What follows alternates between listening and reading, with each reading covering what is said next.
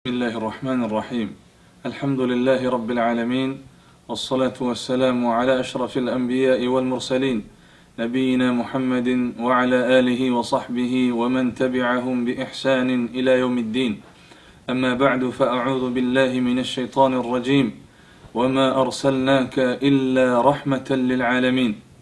زما محترم مسلمان ورنو ده الله رسول محمد مصطفى صلى الله عليه وسلم ده الله جل جلاله لترفع فمنغ وتاسو باندي دير لوي انعام ده محمد رسول الله صلى الله عليه وسلم من او تاسو ته هدايت راوړي. رسول الله صلى الله عليه وسلم من او تاسو ته رڼا راوړي. رسول الله صلى الله عليه وسلم انسانان لجهالت راوستلي. رسول الله صلى الله عليه وسلم انسانان ته انسانيت ورکودله.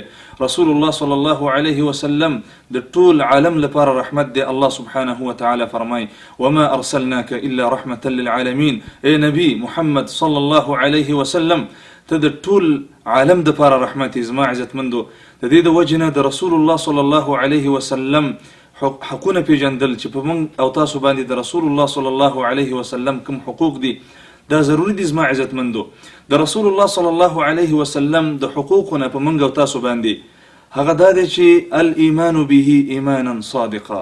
د الله پر رسول محمد رسول الله صلى الله عليه وسلم باندې رښتونه ایمان راوړل. هغه دې ته زما عزت مندو چې د رسول الله صلى الله عليه وسلم تصدیق کول چې رسول الله صلى الله عليه وسلم چې موږ ته سره وړي دا یقیني او رښتونی دي، او په دې باندې اقرار کول او د دې متعلق خپل عمل کول دې ته رښتونی ایمان وایي. د زړه نه پر رسول الله صلى الله عليه وسلم باندې ایمان راوړل. الله سبحانه وتعالى فرمای: فآمنوا بالله ورسوله والنور الذي أنزلنا والله بما تعملون خبير. رب العالمين فرمای: اے انسانانو، اے مومنانو، تاسو په خپل رب الله جل جلاله باندې ایمان راوړئ، ورسوله او د هغه په رسول محمد صلى الله عليه وسلم باندې ایمان راوړئ، والنور الذي انزلنا او په هغه رڼا باندې چې موږ محمد صلى الله عليه وسلم ته ورکړي قرآن کریم په دې باندې ایمان راوړئ. والله بما تعملون خبير. الله سبحانه وتعالى په هغه اعمال باندې چې تاسو کوي خبردار دی. الغرض ما عزت مندو پر رسول الله صلى الله عليه وسلم باندې ایمان راوړل دا د رسول الله صلوات ربي وسلامه عليه اولنی حق دی په منګ او تاسو باندې. رسول الله صلى الله عليه وسلم فرمای: امرت ان اقاتل الناس حتى يشهدوا ان لا اله الا الله. ما ته دا امر کړی شوی دی چې زه د انسانانو سره قتال وکم ان تر دې پورې چې د الله سبحانه وتعالى په وحدانیت باندې اقرار وکي، حتى يشهدوا ان لا اله الا الله، چې ټول بندگان د رب العالمین بندگی شروع کی، د رب العالمین په توحید باندې اقرار وکي.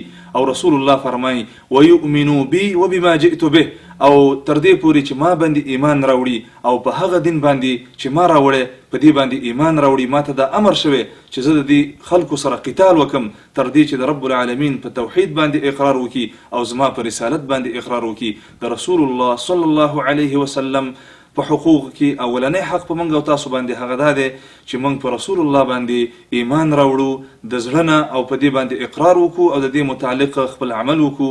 والسلام علیکم ورحمة الله وبرکاته.